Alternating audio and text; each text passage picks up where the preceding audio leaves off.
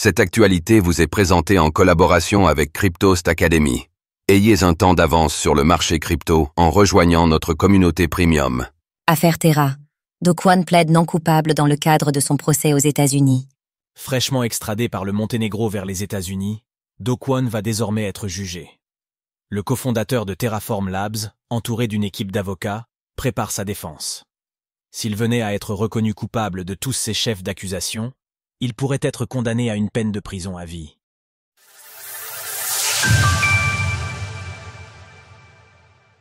Do Kwon, fondateur de l'écosystème Terra, Luna, va être prochainement jugé.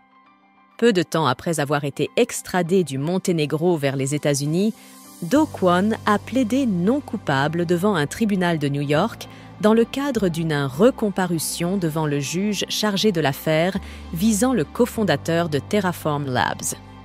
Dans la salle d'audience, le principal intéressé, vêtu d'un pull vert de gris, était accompagné de ses avocats.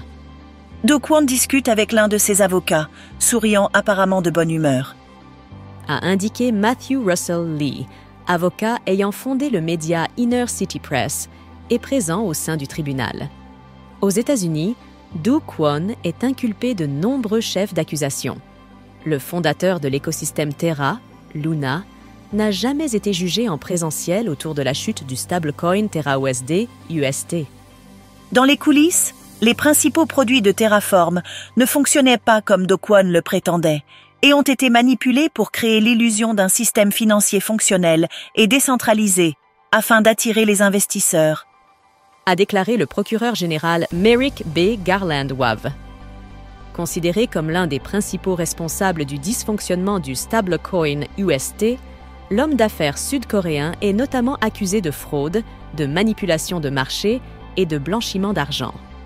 S'il venait à être déclaré coupable de l'ensemble de ces chefs d'accusation, le cofondateur de Terraform Labs pourrait écoper d'une peine de 130 ans de prison.